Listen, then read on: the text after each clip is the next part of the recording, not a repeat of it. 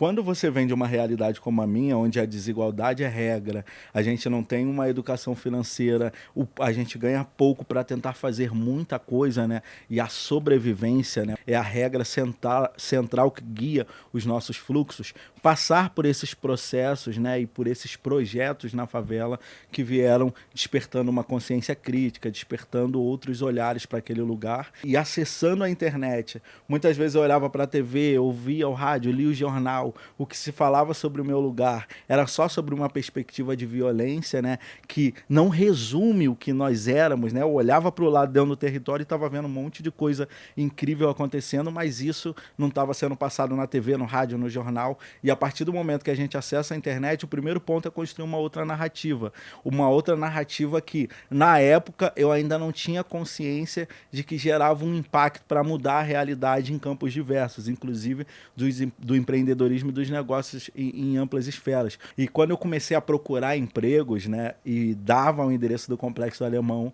as portas eram fechadas, né?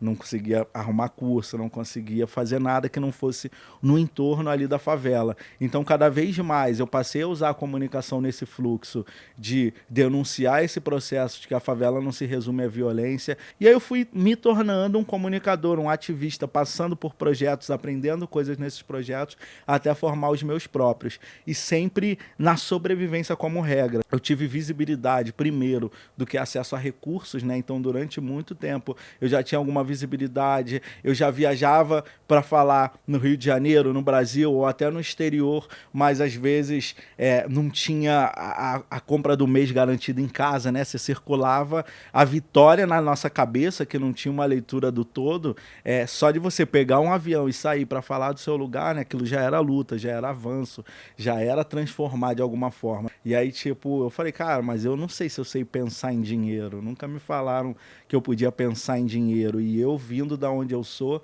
eu acho que se eu cobrar, vão falar que eu tô me achando e não vão me chamar de novo. Então, né, aqueles estereótipos que interiorizam e viram verdade na nossa cabeça, parte da violência, do racismo e dessas desigualdades, né? E eu passei a superar isso de forma muito constante e comecei a pensar negócios junto à prática do que a gente já fazia. Eu já estava aprendendo a captar recursos, já tinha um circuito de pessoas que apoiavam algumas ações, a vaquinha, né, o crowdfunding já estava viralizando, digamos assim, na realidade do nosso país e junto com a internet, só que depois eu comecei a pensar estrategicamente uma estrutura, né, para poder mesclar tudo isso com a filantropia, com as pessoas que detêm recurso e tentando encurtar caminhos, né, desconstruir burocracias para a gente poder fazer um match mais rápido nesses processos, porque tinham muitos projetos incríveis, muitas soluções que servem inclusive como política pública, mas ninguém via ou ninguém valorizava. Então eu comecei a usar de novo a internet, as redes sociais como uma ferramenta central para tentar linkar isso. E aí eu fui conhecendo pessoas, e essas pessoas que eu fui conhecendo, eu passava a cobrar essas pessoas, porque elas não eram minhas amigas. A gente se conhece no corre, mas a realidade é diferente. Luciano Huck, Felipe Neto, Paulo Oliveira, pessoas que se aproximaram, mas que eu também cobrava. Cara, mas eu preciso da sua ajuda, preciso da sua visibilidade, preciso da sua rede, vamos impulsionar os fazeres, olha o que está acontecendo. Tem gente que precisa de uma cadeira de roda e tem gente que tem um projeto com 100 crianças dançando na rua porque não tem um quadrado, uma sede ali para poder fazer as atividades. Como é que a gente passa o chapéu? Como é que a gente articula? Então foi meio acontecendo assim, né, com as experiências.